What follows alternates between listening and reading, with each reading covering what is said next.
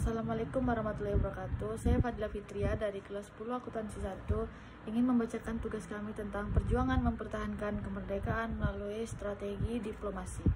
Selain dengan kekuatan senjata, perjuangan bangsa Indonesia dalam mempertahankan kemerdekaannya juga dilakukan melalui perundingan atau diplomasi. Diplomasi itu dilakukan dalam 3 cara, yaitu dengan mencari dukungan negara anggota PBB, membawa masalah Indonesia Belanda ke hadapan Dewan Keamanan PBB, dan perundingan secara langsung ke Belanda. Selanjutnya, para tokoh dan perjuangan Indonesia melakukan sejumlah perundingan langsung dengan Belanda. Sementara itu, perundingan langsung dengan Belanda diplomasi dan dimediasi oleh Inggris. Inggris memediasi perundingan karena salah satu tugasnya di Indonesia memastikan adanya pemerintahan sipil di Indonesia sebelum sekutu Inggris pulang pada akhir 1946. Kondisi keamanan di Indonesia terus membaik. Oleh karena itu, Inggris mengambil inisiatif mengajak Indonesia dan Belanda ke meja perundingan. Perundingan pendahuluan dan konversian. Metode perundingan pendahuluan antara Perdana Menteri Sharif dan Van Mook dilakukan di kediaman urusan pemerintah Inggris Sir Archibald Clarke di Jalan Merdeka Selatan, Jakarta pada 10 Februari 1946. Waktu Indonesia dalam perundingan tersebut adalah 11 Agustus Salim dan A. Capri Dikdo. Sementara itu, Belanda diwakili oleh Haji Van Mook. Van Mook mengakui Jawa dan Madura sebagai wilayah de facto Indonesia dengan bergabung dalam permakmuran. Negara federal yang akan didirikan itu akan tetap berada di bawah pimpinan Raja atau Ratu Belanda. Proposal tersebut ditolak oleh pemerintah Indonesia. Indonesia menginginkan kedaulatan penuh atas keseluruhan bekas Indonesia belangsa, tidak hanya Jawa dan Sumatera. Itu berarti Indonesia menasihati bentuk negara persatuan, bukan federasi serikat.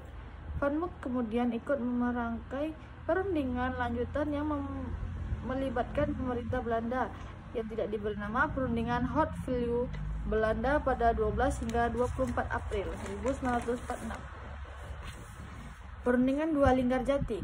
Hasil perundingannya: 1. Belanda mengakui secara de facto Republik Indonesia dengan wilayah kekuasaan meliputi Sumatera, Jawa, dan Madura. 2. Republik Indonesia dan Belanda akan bekerja sama dengan nama Republik Indonesia Serikat RIS dan Belanda akan membentuk UN Indonesia Belanda diketahui oleh Ratu Belanda. Perjanjian Linggarjati ditandatangani pada 25 Maret 1947. Dinamika interna pasca Perjanjian Linggarjati, salah satu butir hasil perundingan tersebut menyatakan bahwa pengakuan secara de facto atas wilayah kekuasaan Indonesia hanya meliputi Jawa, Madura, dan Sumatera. Perlawanan rakyat Sulawesi Selatan dan peristiwa Westering 7 Desember 1946. Berita tentang konferensi Malino 16 hingga 22 Juli 1946, tanggal 1 hingga 12 Oktober 1946, serta hasil perjanjian Linggarjati 10 November 1946 berembus kencang. Meski NIT belum diserahkan atau baru akan dipisahkan pada 24 Desember 1946 dalam konferensi Denpasar, Dr. Sam Ratuangi membentuk Pusat Pemuda Nasional Indonesia PPNI pada tanggal 5 Desember 1946. Belanda mengirimkan pasukan ke Sulawesi Selatan di bawah pimpinan Kapten Raymond Westring. Berdirinya negara Indonesia Timur. Perundingan pendahuluan dan konferensi Malino dilaksanakan di kediaman utusan pemerintah Inggris Sir Archibald Clarke di Jalan Merdeka Selatan, Jakarta pada 10 Februari 1946. Dalam perundingan itu, Van Mook mengakui Jawa dan Madura sebagai wilayah de facto Indonesia. Negara federal yang akan didirikan itu akan tetap berada di bawah pimpinan Raja atau Ratu Belanda. Proposal tersebut ditolak oleh pemerintah Indonesia. Indonesia menghendaki bentuk negara persatuan. Van Mook kemudian ikut memproksai perundingan lanjutan dan melibatkan pemerintah Belanda yang kelak diberi nama perundingan Haute-Ville Belanda pada 12 hingga 24 April 1946. C. Dinamika eksternal pasca Perjanjian Linggarjati, agresi militer Belanda 1, 27 Juli 15 Agustus 1946. Pelaksanaan ini tidak berlangsung mulus karena terjadi perbedaan penafsiran terhadap beberapa pasal.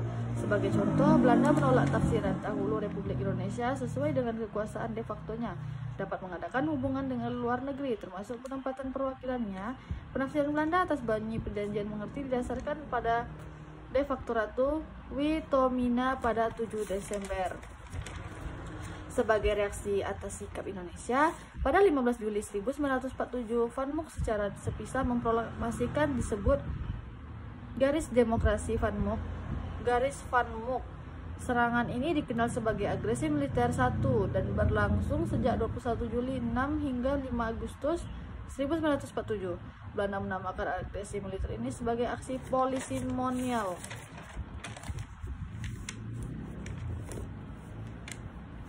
Komisi Tiga Negara (KTN) pada 25 Agustus 1947, DK atau PBB membentuk suatu komisi yang bertugas menangani konflik Indonesia.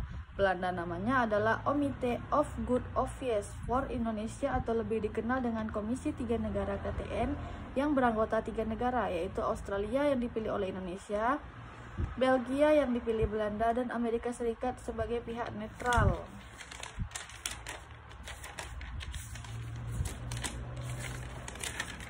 Baik, assalamualaikum warahmatullahi wabarakatuh.